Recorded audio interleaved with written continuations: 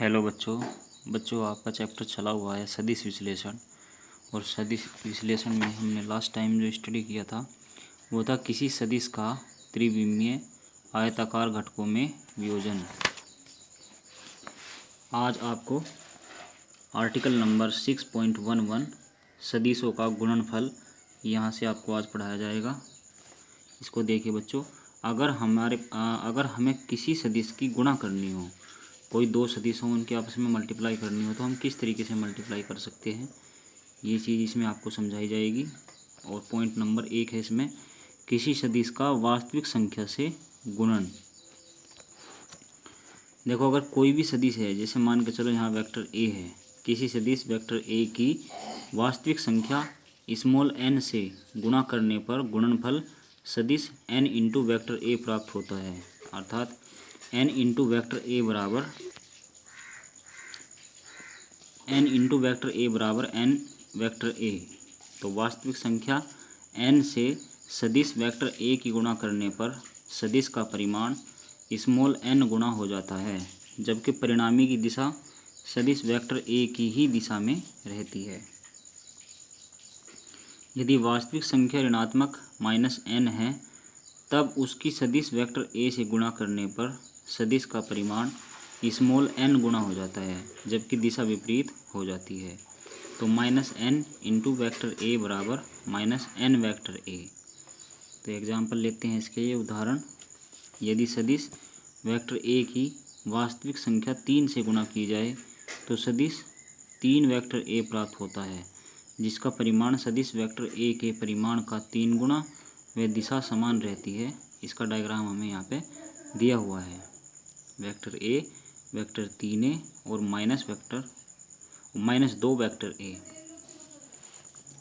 देखो, यदि सदिश ए की वास्तविक संख्या -2 से गुणा की जाए, सदिश -2 इंटू वेक्टर ए प्राप्त होता है, जिसका परिमाण सदैव वेक्टर ए के परिमाण का 2 गुना तथा दिशा सदिश वेक्टर ए की दिशा के विपरीत रहती है। इसका डायग्राम चित्र 6.27 जो कि दिखाया गया है। नेक्स्ट पॉइंट देखिए, किसी सदिश का अदिश से गुणन। किसी सदिश वेक्टर ए की अदिश स्मॉल m से गुणा करने पर एक अन्य सदिश m इंटू वेक्टर ए प्राप्त होता है, जिसका परिमाण सदिश एवं अदिश के परिमाणों के गुणनफल के बराबर होता है और परिणामी सदिश का मात्रक सदिश एवं अदिश के मात्रकों के गुणनफल के बराबर तथा दिशा सदिश वेक्टर ए की ही दिशा में होती है। तो m इंटू वेक्टर ए बराबर m वेक्टर ए। एक एग्जाम्पल और लेते हैं। यदि कोई पिंड 5 मीटर प्रति सेकंड के वेग से उत्तर दिशा में गतिमान है तथा वह 4 सेकंड तक गति करता है, तब इन दोनों राशियों का गुणनफल निम्नलिखित प्रकार होगा। तो सदिश राशि वेक्टर v बराबर 5 मीटर प्रति सेकंड उत्तर दिशा में, अदिश राशि t बराबर 4 सेकंड, अतः गुणनफल t गुणा वेक्टर v बराबर 4 सेकंड गुणा 5 मीटर पर सेकंड, तो उत्तर दिशा में। तो इसका जो आंसर होगा वो होगा 20 मीटर उत्तर दिशा में। यहाँ वेग वेक्टर v तथा समय t का गुणनफल विस्थापन वेक्टर s को प्रदर्शित करेगा, जो कि एक सदिश राशि है। नेक्स्ट पॉइंट समझो बच्चों, किसी सदिश का सदिश से गुणन। देखो, सदिश राशियों में जो परिमाण है उसके अतिरिक्त दिशा भी होती है, और इन राशियों का जो गुणनफल है साधारण बीजगणित की रीति से नहीं किया जा सकता। दो सदिश राशियों के गुणनफल से प्राप्त राशि अदिश भी हो सकती है तथा सदिश भी। उदाहरण के लिए बल तथा विस्थापन दोनों सदिश राशियां हैं, इनके गुणन से प्राप्त राशि कार्य भी हो सकती है तथा बल आघूर्ण भी। कार्य एक अदिश राशि है जबकि बल आघूर्ण एक सदिश राशि है।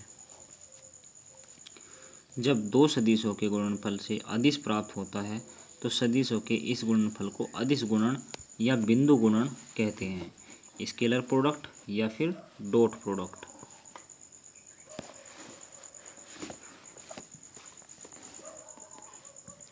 तथा इस गुणन को दो सदिशों के बीच बिंदु डॉट लगाकर प्रदर्शित करते हैं। उदाहरण, सदिश वेक्टर ए तथा वेक्टर बी का अदिश गुणन बराबर vector A dot vector B. तो इसे पढ़ते हैं vector A dot vector B पढ़ते हैं। इसके विपरीत जब दो सदिशों के गुणन से सदिश प्राप्त होता है तो सदिशों के ऐसे गुणनफल को सदिश गुणनफल, वेक्टर प्रोडक्ट या क्रॉस गुणनफल क्रॉस प्रोडक्ट कहते हैं तथा इस गुणन को सदिशों के बीच क्रॉस लगाकर निरूपित करते हैं। उदाहरण, सदिश हो वेक्टर ए तथा वेक्टर बी का सदिश गुणन बराबर vector A cross vector B. इसे vector A cross vector B पढ़ते हैं। अब हम सदिशों का जो अदिश गुणनफल है और सदिशों का जो सदिश गुणनफल है उसके बारे में वाइडली स्टडी करेंगे। देखिए क्वेश्चन, आर्टिकल नंबर 6.12 दो सदिशों का अदिश गुणनफल। Scalar product of two vectors. देखिए, किन्हीं भी दो सदिशों का अदिश गुणनफल दोनों सदिशों के परिमाणों तथा उनकी दिशाओं के बीच बने कोण की कोज्या के गुणनफल के बराबर होता है। यदि वेक्टर ए तथा वेक्टर बी दो सदिश हैं जिनकी दिशाओं के बीच का कोण थीटा है तथा इनका अदिश गुणनफल vector A dot vector B बराबर ए बी कोस थीटा है, जहाँ ए तथा बी क्रमशः सदिश हो वेक्टर ए व वेक्टर बी के परिमाण हैं। तो हमारे पास एक चित्र है, चित्र 6.28। इसमें ये पॉइंट बी कोस थीटा है। यहाँ पे थीटा एंगल पे इसमें झुकाव है 90 डिग्री, यहाँ पे स्ट्रेट है। तो इसमें एक बार ज्योमेट्री लगाई गई है, देखिए, जहाँ ए तथा बी क्रमशः सदिश हो वेक्टर ए व वेक्टर बी के परिमाण हैं। चित्र 6.28 से कोस थीटा बराबर O N upon O B. Cos theta बराबर होता है आधार बटेकरण, तो ओ एन बराबर हो जाएगा ओ बी कोस थीटा और ओ बी की वैल्यू कैपिटल बी है, तो ओ एन बराबर हो जाएगा B cos theta.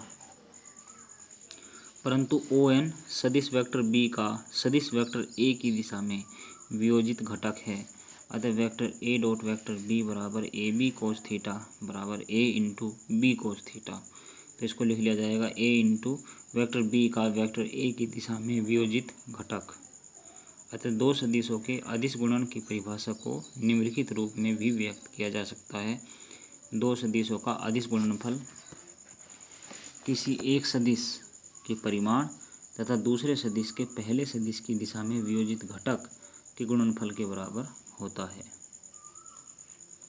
Next point, अदिश गुणनफल के उदाहरण।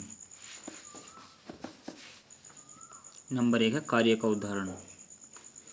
देखो, माना कोई पिंड क्षैतिज मेज पर रखा है तथा गति के लिए स्वतंत्र है।